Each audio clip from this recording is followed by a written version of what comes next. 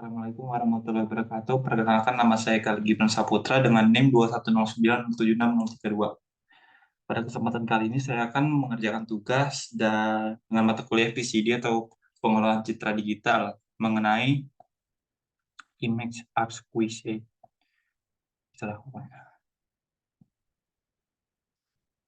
Pokoknya di sini tentang penjelasan bagaimana suatu suatu alat seperti yang berkaitan dengan citra atau pengolahan gambar dapat mendeteksi gambar tersebut sehingga komputer ini dapat mengetahui gambar itu berisikan tentang gambar apa. Contohnya ini yang saya pilih yaitu tentang pengawasan keamanan.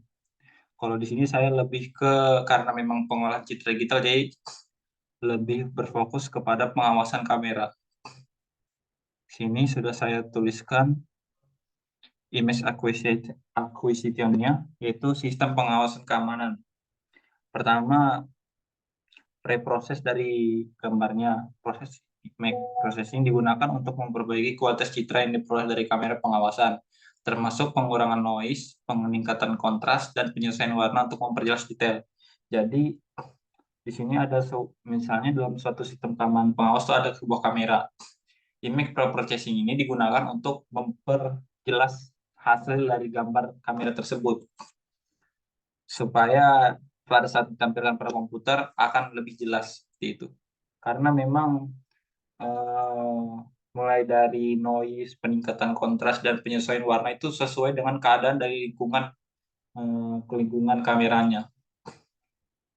Lalu ada image segmentation. Citra dari kamera pengawasan disegmentasi untuk memisahkan objek-objek bergerak atau manusia dari latar belakang atau objek statisnya.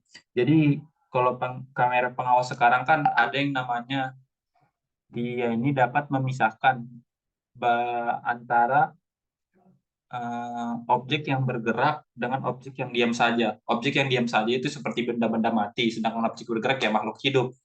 Nah, makhluk hidup ini biasanya tergantung. Kalau misal kualitas kameranya lebih bagus atau memang sistem pengawasnya tinggi, dia dapat membedakan di mana pergerakan tersebut dilakukan oleh hewan atau manusia. Karena memang tinggi dari hewan dan manusia itu kan berbeda, jadi dapat dilakukan.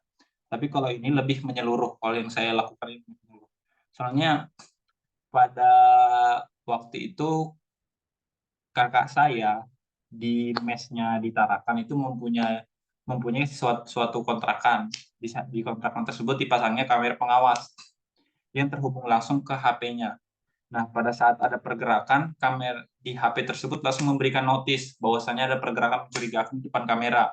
Dan setelah diperiksa, memang kameranya langsung mengambil gambar ketika adanya pergerakan asing dan pada saat dilihat itu hanya seekor kucing. Ya, seperti itulah pokoknya contohnya. Lalu di sini ada objek representasi atau deskripsi. Fitur-fitur dari objek yang terdeteksi diekstraksi seperti ukuran, bentuk, gerakan, dan posisi relatif terhadap objek dalam lingkungan. Ini contoh tadi di mana objek yang dibedakan antara objek mati dan objek hidup, sehingga kamera dapat mendeteksi lah apakah ini adalah orang yang bergerak atau memang benda yang tertiup angin sehingga bergeraknya sebentar saja lalu berdiam atau sebagainya. Selanjutnya di sini harusnya bukan object representation ya. Terus ada kesalahan.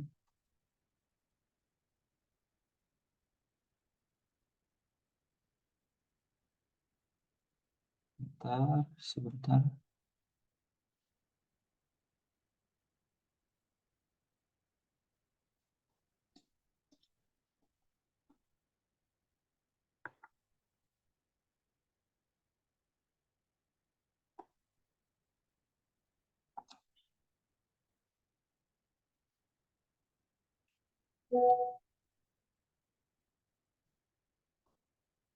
Oke, dilanjut.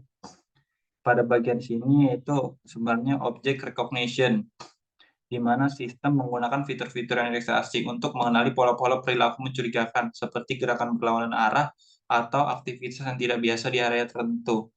Jadi contohnya saja, memang kalau di daerah perumahan, biasanya kamera itu kan diletakkan di depan pintu atau pokoknya di sekeliling rumah. Terkadang juga ada kamera pengawas yang diletakkan memang tidak semua orang selalu lewat ke situ.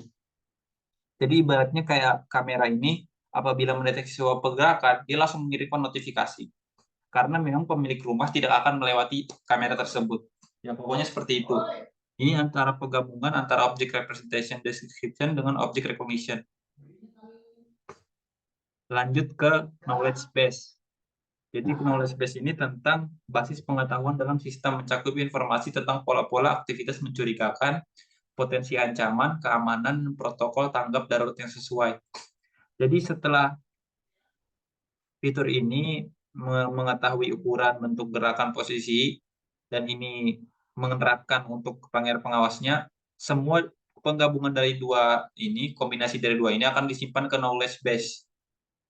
Knowledge ini, maka dari itu basis knowledge base ini mencakup informasi tentang pola aktivitas yang mencurigakan, potensi ancaman, keamanan, tanggap pokoknya seperti itu. Jadi analisis resultnya yang terakhir, hasil analisis akhir adalah identifikasi dan klasifikasi aktivitas mencurigakan, serta pemberitahuan atau tindakan responsif yang diambil, seperti memicu alarm atau memberi peringatan kepada personel keamanan. Ini kalau misalnya saya sering lihat juga, mungkin ada penerapan juga di dunia nyata. Kalau ini saya sering lihat di film-film, ketika misalnya sebuah bank itu mungkin memiliki sebuah berangkas. Ketika berangkas itu dibobol, maka akan memicu sebuah alarm. Bisa juga dengan karena memang tidak semua orang yang bisa masuk ke dalam berangkas itu. Ketika ada orang yang masuk ke dalam berangkas bisa juga tanpa melalui pintu ataupun melalui pintu, maka akan mengaktifkan alarm. Kecuali memang pemilik banknya langsung pergi ke sana, karena memang pemilik bank itu bisa menonaktifkan dulu sistem keamanannya sebelum dia masuk ke sana. Kecuali ya memang penjahat profesional dalam film tersebut biasanya langsung mematikan sistem keamanan terlebih dahulu, atau juga dia bisa mengutak-atik sistem keamanan agar tidak tidak melihat dia lah. Seakan-akan tidak ada, sebenarnya ada. Jadi untuk image acquisition atau tugas dari PCD ini sekian saja, cuma satu contoh aja yang saya lakukan. Sebenarnya masih banyak contoh lain. Paling banyak sih sebenarnya penggunaan ini pada bidang medis. Banyak penerapannya seperti bidang game. Bidang game itu contohnya di VR, virtual reality itu bisa juga, di mana objek dia di pergerakan manusia itu bisa bisa menyesuaikan dengan pergerakan komputer. Jadi ketika manusia itu bergerak, di komputer juga ikut bergerak.